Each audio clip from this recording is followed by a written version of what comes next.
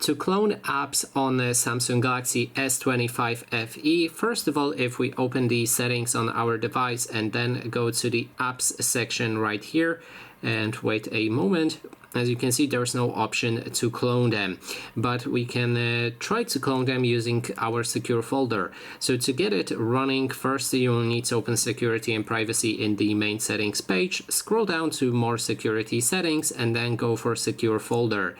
Now you will need to perform a setup for your secure folder. If you're not sure how to do it, I've made a dedicated video on how to perform that setup, so you can watch it if you like.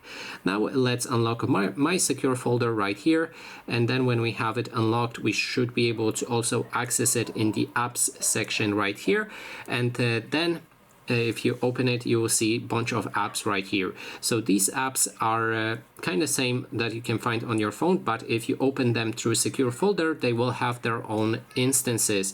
So for example, you can add your Facebook right here, which will also allow you to log in to different account to the Facebook from secure folder, and different account if you open it right here using a normal app section.